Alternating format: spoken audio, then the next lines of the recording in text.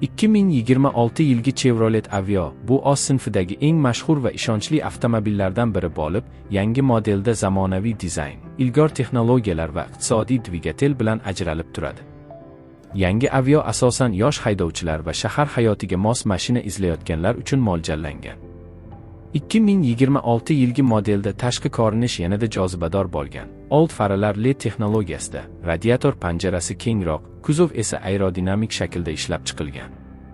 Orqa tomonda esa sport uslubidagi spoiler va zamonaviy stop chiroqlari avtomobilga dinamik ko'rinish beradi.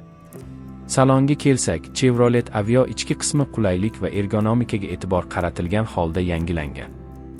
Ichki bezaklar yumshoq materiallardan tayyorlangan, 8 dyuymli sensorli multimedia ekran, Bluetooth va Apple CarPlay Android Auto tizimlari mavjud.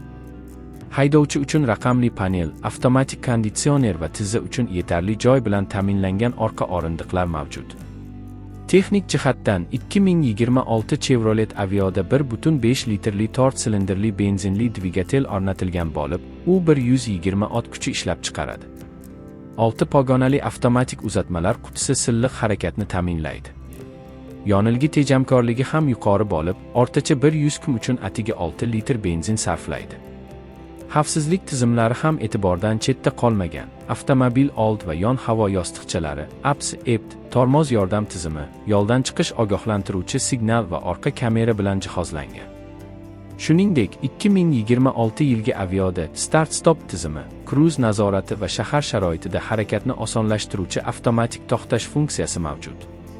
Narx borasida yangi Chevrolet Aveo o'z segmentida juda raqobatbardosh bo'lib, taxminan 19 AQSh dollari atrofida bo'ladi.